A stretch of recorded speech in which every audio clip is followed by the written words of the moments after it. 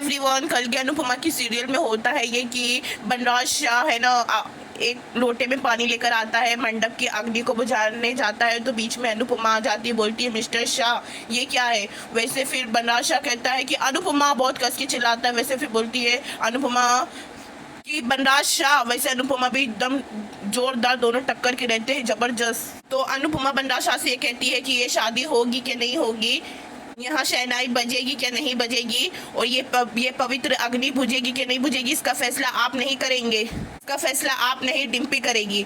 शादी डिम्पी को करना रहेगा, इसमें डिम्पी की मंजूरी रहेगी, तुम्हारी मंजूरी नहीं रहेगी, इसमें तुमको बोलने का कोई हक नहीं है।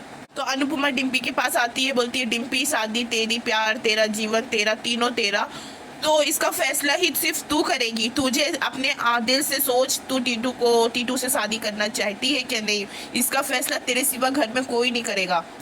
तो गाइस वैसे डिम्पी टीटू के पास आती है, बोलती है टीटू मुझे तुमसे ये उम्मीद नहीं थी, मुझे किस्मत पे भरोसा नहीं था बट तुम पे था, खुद से ज़्यादा भरोसा मैंने तुम पे किया, लेकिन आज दुख भी बहुत ज़्यादा हो रहा है। वैसे टीटू बोलता है बस डिम्पी मैं समझ गया।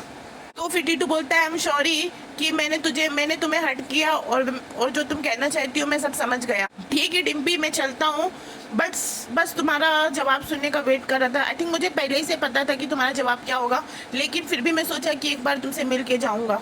वैसे टीटू और उसकी माँ जाने लगते हैं, तो वैसे फिर डिम्पी बोलती है कि अभी मेरी पूरी बात ख़त्म नहीं हुई है, मैं मानती हूँ कि तुमने मुझे बहुत ज़्यादा हर्ट किया है, लेकिन मुझे जीना तो तुमने ही सिखाया है कि मैं जीना भूल गई थी, मैं हंसना भूल गई थी, मैं एक जिंदा लाश बन के रहती थी, तो मेरी लाइफ में तुम आई कि हर चीज़ मुझे अपने आप से प्यार करना तुमने सिखाया। मुझे याद है कि तुम मुझे बार बार कुछ बताने की कोशिश कर रहे थे, मगर मैं समझती हूँ कि सच बताने में हिम्मत जुटानी पड़ती है। जब मुझे भी अपने पास्ट के बारे में तुम्हें बताना था तो मुझे भी हिम्मत जुटानी पड़ी, लेकिन मैं तब बता पाई कि मुझे तुम्हारे प्यार पे भरोसा था, लेकिन तुमको मेरे प्यार पे भरोसा नहीं था, तभी तुम मुझे बताने से पहले इतना सोच रहे थे ना, तुमने बताया। और मेरे पास्ट के बारे में मुझे यकीन था कि तुम समझोगे, लेकिन तुम मेरे प्यार को समझ नहीं पाए, कि तुम्हें ऐसा लगा कि मैं तुम्हारे पास्ट के बारे में सुन के मैं पीछे हट जाऊंगी। मुझे झटका लगा, मुझे बुरा लगा, सच बताऊं तो मैं अंदर से हिल गई थी, पर मैं जब दिल से सोची कि इसमें तो तुम्हारी कोई गलती नहीं है, मेरा भी पास्ट था, तो फिर मुझे एक रियलाइज़ हुआ कि मैंने भी कितने दिन तक अपने पास्ट के बारे में तुम्हें नहीं बताया था। और सच बताऊं तो उस दिन वो लड़का सामने नहीं आता तो लगता अब तक मैं तुम्हें नहीं बता पाती अपने पास्ट के बारे में। मैं तो भूल ही गई थी कि मेरी लाइफ में एक छोटा सा पार्ट का चैप्टर है।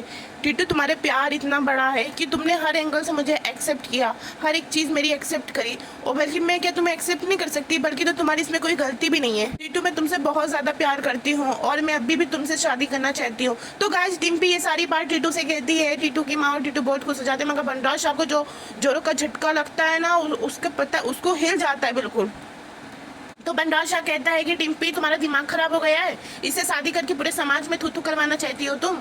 तो वैसे डिम्पी कहती है कि पापा अगर समाज की बात है तो समाज की परवाह तो अगर समर भी नहीं किया था।